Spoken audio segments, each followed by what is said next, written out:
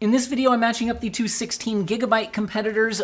We have the 5060 Ti 16GB represented by the PNYOC model, and we have the 9060 XT 16GB represented by the Asus Prime OC model. Both are at their out-of-the-box settings. Why am I not comparing against the 8GB 5060 Ti when that's the direct price competitor? Well, first let's talk pricing, and then I'll also say I already did that video. That was my first video, and now I'm doing the 16GB model, which is what all the comments seem to be asking me for in my 8GB video. But anyway, like I said in that video, I'm doing both. Here it is.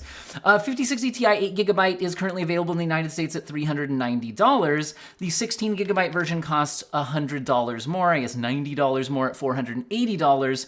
And the 9060 XT 16GB is meant to be a $350 MSRP. If it's anything like the 9070 series launch, it'll end up actually costing more than that past launch day, but we don't know how much more, and we actually don't know for sure that will be the case. So I still think that even if the 9060 XT ends up costing more than its MSRP, it will likely be more in line with the $400-ish 8GB 5060 Ti, so in which case watch that video for the reason why you should not buy the 8GB 5060 Ti instead. But if the price starts creeping up closer to the $480 price point, or really anything over $400, we now have to look at these 16GB versions compared directly. Or the other way of looking at it is it worth saving money on the 9060 XT 16GB instead of getting the 5060 Ti 16GB? That's what this video is all about, and we've got tons of graphs to look at, all sorts of things. But let's go ahead and run through the direct head-to-head comparisons. We're gonna do this fairly quickly, because what you'll see is they're actually very comparable, although some win in one game, some win in another, but overall we're going to see that the 5060 Ti 16GB is a better graphics card, so at the same price, I would buy that one. The question is, how much will the price difference actually be in the real market? So that's what we're going to look at here. I'm testing the latest games of 2025, so big releases from 2025, because I think that's the most representative sample of what things will be like over the next few years, rather than testing older games. I'll also be testing every game at 1080p and 1440p at native resolution, as well as using upscaling. We'll look at DLSS and FSR quality at 1080p as well as native, and 1440p we'll look at the balanced mode upscaling. Also look at every game's maximum settings, which often includes ray tracing, but I'll also look at every game's medium settings, which often does not include ray tracing, although Doom the Dark Ages includes ray tracing at all times. Here we're seeing that in Monster Hunter Wilds at 1080p max settings, both GPUs are actually fine at 57 and 54 FPS respectively. 9060 XT takes a 6% lead. If we turn on FSR and DLSS at the quality mode, frame rates jump to 66 and 64, and now the 9060 XT lead is only 3%. In other words, these are basically a tie. This game does have FSR 4 support, so I don't think there's a massive image quality win for the DLSS image, although DLSS 4 is generally slightly better looking if you know, do a detailed review of it in a variety of games. Monster Hunter Wilds 1080p medium is a 9% lead for the 9060 XT, and we now have ray tracing turned off. 71 FPS versus 65. If we kick on FSR and DLSS quality, we're now at 84 FPS and 78 respectively, 8% lead for the 9060 XT. If we jump up to 1440p max settings, and again with ray tracing maxed out as well, it's 43 versus 42. It's basically a tie, and neither GPU is getting an amazing experience. You know, might be playable on a controller, but I'd probably at least use upscaling or turn down settings. If we use FSR and DLSS at the balanced mode, they're both hitting 56 FPS, so it is a tie, and it is playable on both GPUs. No missing textures or anything like we saw on the 8GB cards. 1440p medium settings is 54 versus 51, so pretty much, again, close to a tie, 6% lead for the 9060 XT. And if we turn on FSR and DLSS at the balanced mode, the lead drops to 3% for the 9060 XT at 70 and 68. If we go to Oblivion Remastered at 1080p max settings, which does include hardware-based ray-traced Lumen at its max setting, it's basically a tie except for in the 1% lows, where the 5060 Ti just gets some big stutters at a couple of points, throwing off the 1% lows there. If we go to the DLSS quality mode, though, things are okay. The 5060 Ti actually takes the lead, and now we're at playable frame rates anyway, 62 versus 58. Still a little bit better 1% lows on the 9060 XT, but I've just noticed that in this game in general, I get smoother frame time graphs on AMD cards. At 1080p medium settings, we're looking at 92 and 93 FPS respectively, so it's basically a tie, although still a bit better 1% lows on the 9060 XT and a smoother frame time graph. And 1080p medium FSR and DLSS set the quality setting. And by the way, this game does have FSR 4, so again, not really a big image quality win on one side or the other. The 5060 Ti has an 11% faster result, although its 1% lows are a lot worse, still smoother frame time graphs on the AMD side. 1440p max settings with maxed out RT, neither card does well, and they're both tied at 32 FPS. And if we kick on FSR and DLSS balanced mode, we're getting up to 48 and 53 respectively. The 5060 Ti taking a 10% lead here, and now is not behind in the 1% lows, interestingly. At 1440p medium settings, we're getting 62 versus 59, so the 5060 Ti is a bit ahead at 5%, but the 1% lows are still a little 9% lead for the 9060 XT. At 1440p medium FSR and DLSS balance, we're looking at a 15% win for the 5060 Ti at 105 versus 91, although the 1% lows swing the other direction. In Marvel's Spider-Man 2 1080p max settings with maxed out RT, the 9060 XT is actually ahead by 6% despite this having the max RT on at 57 versus 54, but it's, again, like 5% differences are basically a tie. You're not going to really notice too much. Using FSR and DLSS quality, this game does have the 4 version of both. We're basically tied at 78 and 77 FPS, and it is playable on both, and that this level of upscaling does look very usable at 1080p. 1080p medium native, we're at a 7% lead for the 9060 XT at 119 versus 111, and at medium with FSR and DLSS quality, we're looking at 154 versus 149, basically a tie here. Again, might have slight image quality advantages for DLSS 4 versus FSR 4, but both are very usable here. At 1440p max with maxed ray tracing, it's a 5% lead for the 9060 XT at 40 versus 38, but not really a great experience on either one. Kicking on FSR and DLSS balance, we're looking at 54 and 65 respectively. 5060 Ti takes a 20% lead, indicating we're actually close to 16 gigabytes of VRAM allocation there, and AMD is often less efficient, so I'm wondering if it spilled over a bit there. Anyway, 1440p medium, we're back to a 9060 XT lead by 6% at 82 versus 77, very playable on both. And if you kick on FSR and DLSS balanced, you're at 124 versus 119, now a 4% lead for the 5060 Ti, but again, very similar experience on both. Again, maybe slight image quality edge to DLSS 4, but again, both are very usable here. Assassin's Creed Shadows is another top seller for the year at 1080p max settings, including maxed ray tracing. The 9060 XT takes a 5% lead, but it's only 39 versus 37 FPS, so really not the way you'd probably play the game. If we kick on FSR and DLSS quality, again, FSR 4 is available in this game. We're getting 47 versus 44, 7% lead for the 9060 XT, so kind of playable here. You might still want to turn down some settings though. At 1080p but medium settings, and I've switched RT to hideout only, which I think basically means off in this benchmark because I don't think this is in the hideout. We're at 83 versus 75. The 9060 XT takes an 11% lead, and both are very playable. Using FSR and DLSS quality on the medium preset, boosts frame rates to 92 and 89 respectively. The 9060 XT's lead drops to 3% because I think FSR 4 is a slightly heavier algorithm, so you get a slightly... By the way, look at the little...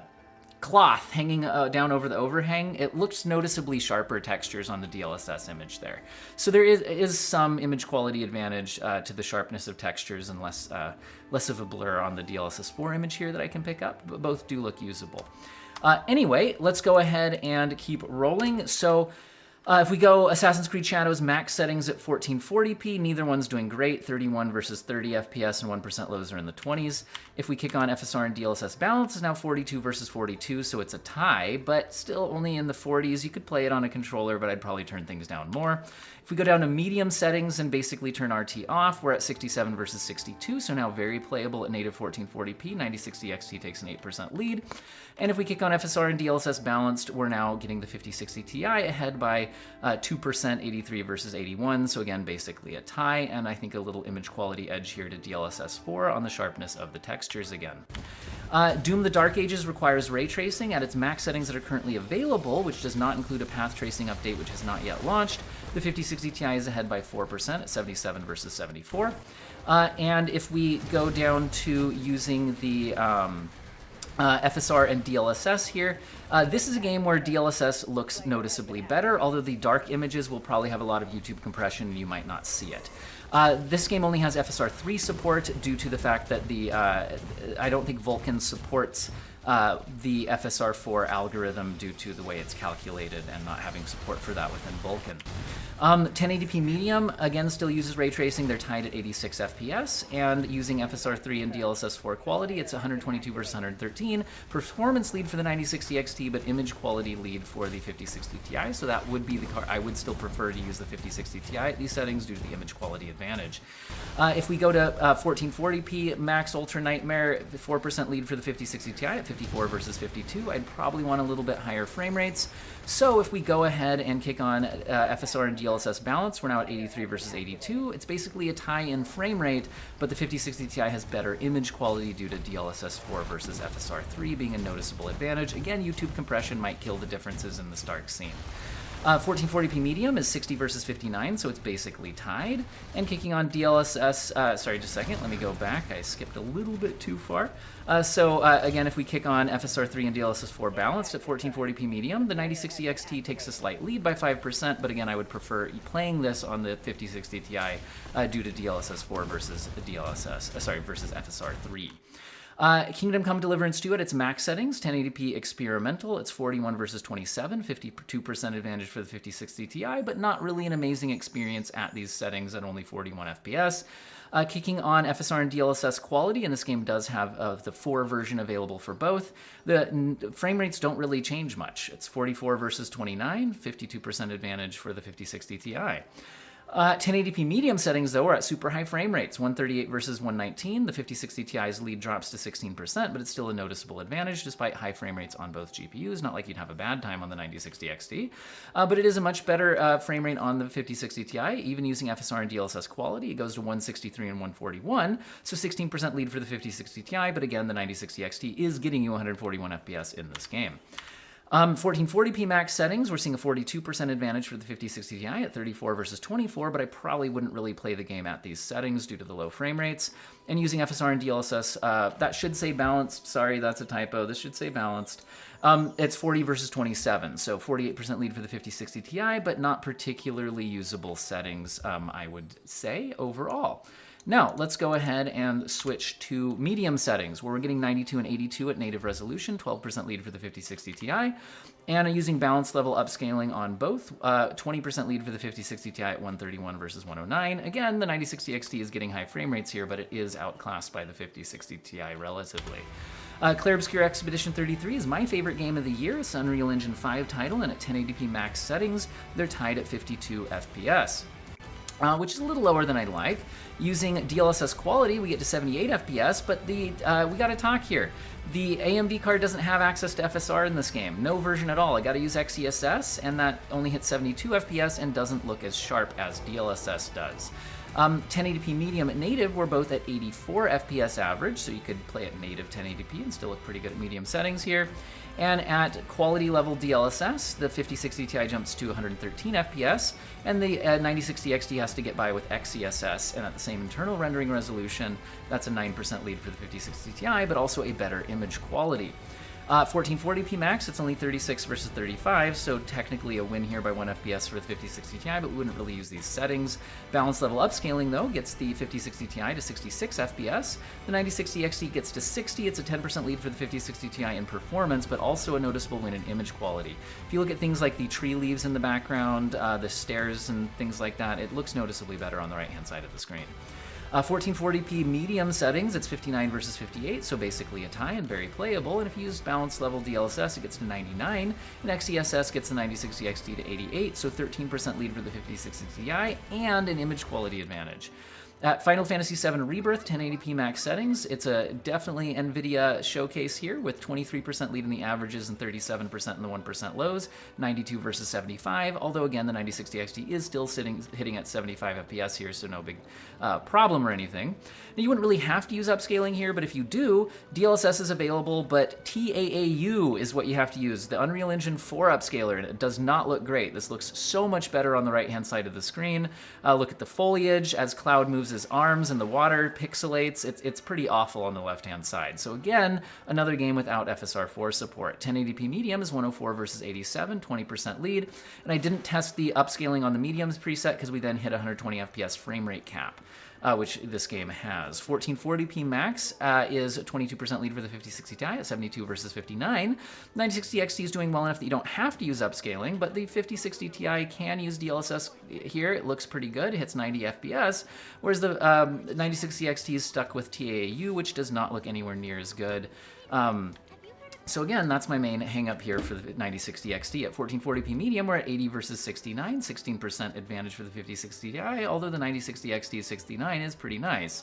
At upscaling, gets the 5060 Ti to 103 and also looks noticeably better. Again, look at as Cloud's arm swings, his sword moves, the people moving in the background, the foliage. It looks just massively better on the right-hand side of the screen. And let's go ahead and pop out for some final thoughts. So here's the thing. These cards overall perform very similarly, but this side-by-side right here is why if these cards cost the same and performed the same, I would still buy the 5060 Ti. They have the same amount of VRAM, but DLSS is available in more games, and it's very useful. It looks very good, and there's still some games that just don't have FSR 4 support, and sometimes no FSR or XeSS at all, as we're seeing here in Final Fantasy VII Rebirth. Also, Clair Obscur did not have FSR, although it did have XeSS. And I know that you can do mods and things like Optiscaler to try to get FSR 4 into games that don't support it, but that's my main problem with the AMD card here, is the lack of FSR 4 support in a wide variety of games. Also, NVIDIA does have multi-frame generation, whereas AMD currently does not, and generally NVIDIA does produce newer features sooner, and AMD tends to follow. Now, what if we get down to some overall performance numbers? This is all of my tests I ran, and on average, the 5060 Ti 16GB is 8% faster. Now, what are we looking at here? The negative direction has been assigned as the percentage advantage in that test for the 5060 Ti, and the percentage differential at the right is when the 9060 XT wins. And again, the number here is not the frame rate, it's the percentage advantage. Notice that that this is definitely a 5060 Ti victory in both the number of wins and in the size of the wins on average. Using the geomean is kind of outlier resistant, but let's talk about outliers for a second. If I sort the results as the best for the 90XT versus the worst, we can see once again that the 5060 Ti gets more wins, and its wins tend to be by a wider margin, again 8% average victory, but the biggest wins for the 5060 Ti are in the experimental settings in Kingdom Come Deliverance 2, which did not provide particularly usable frame rates, so I could see that some people in the comment section are going to be screaming at their screens that those are outliers and should not be used.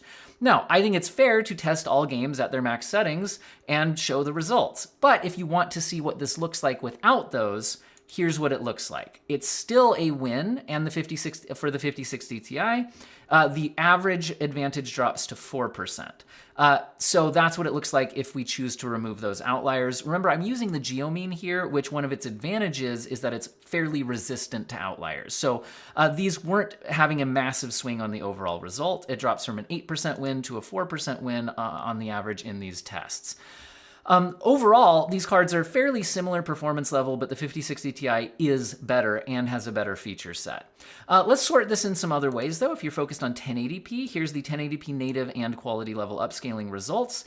The 5060 Ti comes out 7% faster overall, and the 1440p results, it comes out 9% faster. This is 1440p native and with balanced level upscaling. So again, now if you're upset that I'm including ray tracing mixed in here, actually note that if I sort for just ray tracing, the 9060 XT actually does better on average. It actually comes out as almost exactly a tie, and it's technically a 0.05% lead for the 9060 XT. So including ray tracing results here was actually not hurting the 9060 XT. The 5060 Ti, NVIDIA cards in general now do still have an advantage in path tracing titles, but none of the games that I tested released in 2025 this year had a path tracing update at this time. Doom the Dark Ages will get one eventually, and I'll probably test that out once it's out. So what is the overall conclusion here? The overall conclusion is completely price-based. So if the 5060 Ti is $480 and the 9060 XT is actually hitting its MSRP of $350, well, then that would mean that you would be spending 37% more money on the 5060 Ti 16GB to get about 8% more performance and a better feature set.